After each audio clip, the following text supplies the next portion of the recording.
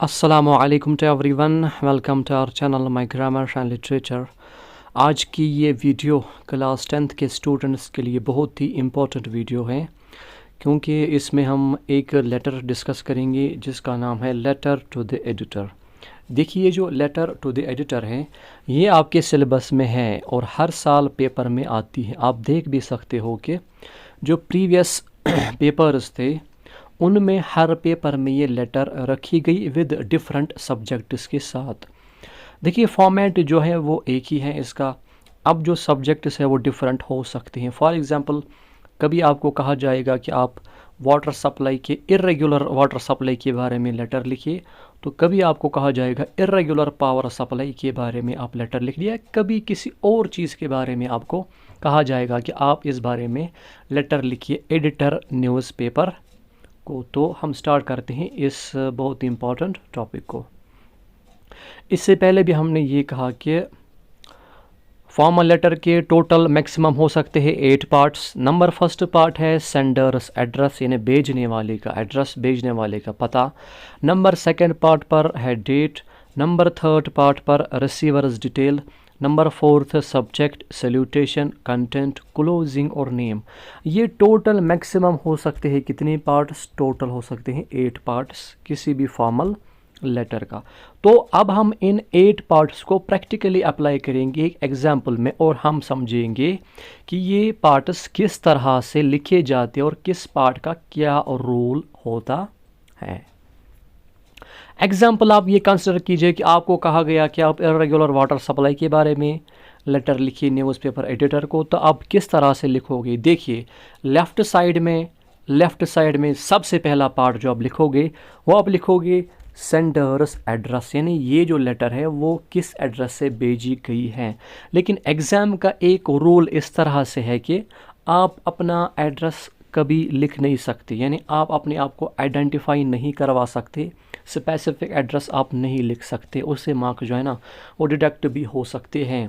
तो आपको लिखना है कोई भी इमेजिनरी एड्रेस। फॉर एग्जांपल, हमने यहाँ पर बहुत ही आसान एड्रेस लिखा है ABC colony Kashmir, pin code 123456। तो ये क्या है? ये हमारा है सेंडर्स एड्रेस की, ये लेटर इस एड्रेस से भेजी गई है। नंबर सेकंड पार्ट है डेट। लाइन छोड़कर आपको डेट लिखना है। डेट आप इन फॉर्मेट से किसी तरह से भी लिख सकते हैं, चाहे आप ये फॉर्मेट अप्लाई करो, ये वाला फॉर्मेट, ये वाला, ये वाला या ये वाला भी, किसी तरह से भी आप डेट लिखो। सारे फॉर्मेट्स के साथ डेट लिखना करेक्ट है, किसी एक से भी आप लिख सकते हो। इसके बाद आप लाइन छोड़ोगे तो आप लिखोगे एडिटर की डिटेल, यानी रिसीवर की जो डिटेल है वो आप लिखोगे। फॉर एग्जांपल, हमारा रिसीवर कौन है? वो है एडिटर। किसका एडिटर है? द ग्रेटर कश्मीर श्रीनगर का editor. The editor the greater Kashmir Srinagar. देखिए, यहाँ पर आपको लग रहा होगा कि ये हमने दो द क्यों लिखे, तो इसकी वजह ये है कि एडिटर, क्योंकि ये पोस्ट है तो इससे पहले द आता है, द एडिटर। अब जो न्यूज़पेपर है इससे पहले भी as per rule the article लगता है, तो यहाँ पर हमने इसलिए द दो बार लिखा। तो ये क्या हो गया? हमारा रिसीवर की जो है ना डिटेल हमने लिखी। उसके बाद आप लाइन छोड़ोगे तो लिखोगे आप सब्जेक्ट, कि आप लेटर किस बारे में लिख रहे हो। फॉर एग्जांपल, हम लिख रहे हैं इर्रेगुलर वाटर सप्लाई के बारे में, तो हम यहाँ पर लिखेंगे हमारा सब्जेक्ट क्लियरली। उसके बाद आप लाइन छोड़ोगे और लाइन में आप सैल्यूटेशन जो है ना लिखोगे। यहाँ पर हमने लिखा है डियर सर, आप सर भी लिख सकते हो, या अगर मैडम होगी तो आप डियर मैडम या खाली मैडम भी लिख सकते हो। तो एज़ पर सम सोर्सेज के सैल्यूटेशन के बाद कामा डालना ज़रूरी, लेकिन कुछ सोर्सेज से इसको नेसेसरी करार नहीं दिया है कि आप इसके बाद कामा डालो, लेकिन एज़ पर सम सोर्सेज हम उन्हीं के अकॉर्डिंग जो है चलेंगे। अच्छा, जब आपने सैल्यूटेशन लिखी तो आप लाइन छोड़ोगे, तो अब आप अपना कंटेंट स्टार्ट कर लोगे, कि डिटेल में आप कहोगे कि आप लेटर क्यों लिख रहे हैं, किस वजह से लिख रहे हो, और अब आप क्या चाहते हो न्यूज़पेपर एडिटर से, अब आप क्या चाहते हो। तो आप कोई भी लेटर इन वर्ड्स से स्टार्ट कर सकते हो जो भी आपको लिखनी हो एडिटर पे, लेकिन थोड़ा बहुत सब्जेक्ट का ख्याल रखिए, सब्जेक्ट यहाँ पर कुछ भी हो सकता है। फॉर एग्ज़ाम्पल, हम इस तरह से स्टार्ट करेंगे I would like to draw the attention of higher authorities through the columns of your newspaper towards the irregular water supply in our area, particularly the water supply department. मैं तवज्जो दिलाना चाहूँगा higher authorities की किसकी तरफ, हमारी जो problem है इर्रेगुलर वाटर सप्लाई की, उसकी तरफ दिलाना चाहूँगा तवज्जो आपके न्यूज़पेपर की वसादत से। ख़ासकर वाटर सप्लाई डिपार्टमेंट को मैं जो है तवज्जो दिलाना चाहूँगा कि हमारे एरिया में क्या है इर्रेगुलर वाटर सप्लाई। जब आपने ये पैराग्राफ कवर किया, पहला लिखा, तो इसको हम कहते हैं इंट्रोडक्टरी पैराग्राफ, यानी आप स्टार्ट कर रहे हो कि आप किस बारे में लेटर लिखने जा रहे हो।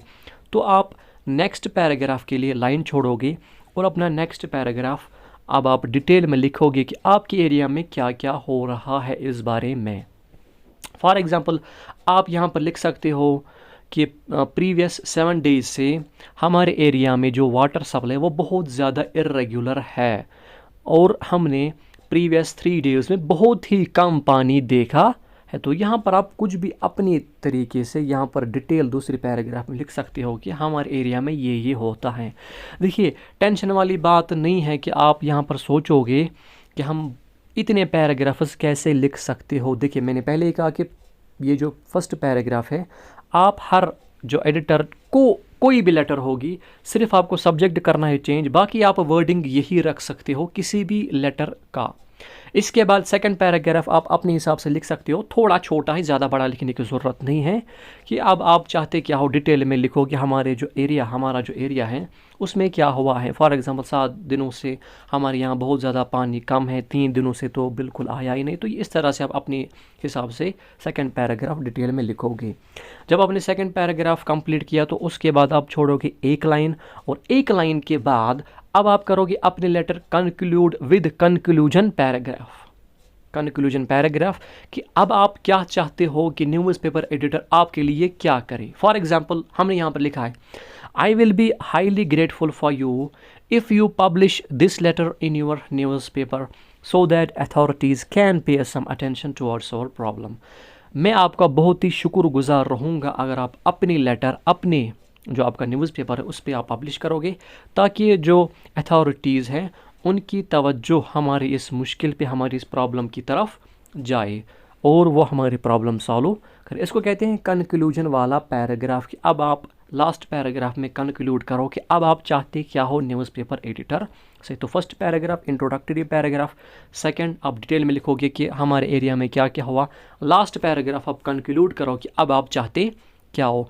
जब आपने ये सारा जो कंटेंट है वो अच्छी तरह से बिल्कुल इजी वर्ड्स में लिखा, तो लाइन छोड़कर आप करोगे क्लोजिंग।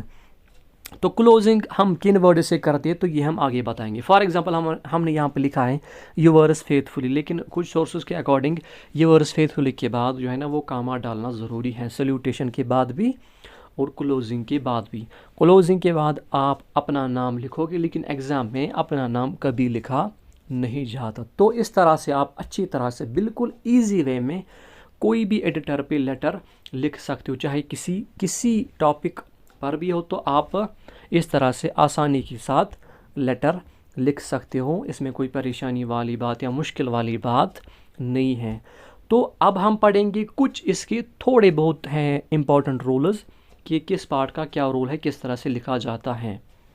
देखिए, यहाँ पर एक डिस्कशन ये है कि यहाँ पर हम यूवर्स फेथफुली लिखे या यूवर्स सिंसेरली लिखे, यूवर्स फेथफुली लिखे, यूवर्स ओबीडियंटली लिखे या यूवर्स सिंसेरली लिखे। तो according to the traditional rule of British, if you start with dear sir close with yours faithfully. अगर आप डियर सर से शुरू करें तो यानी अगर आपने यहाँ पर सल्यूटेशन में डियर सर लिखा, तो अब आप क्लोजिंग में लिखोगे yours faithfully as per the traditional rule of British.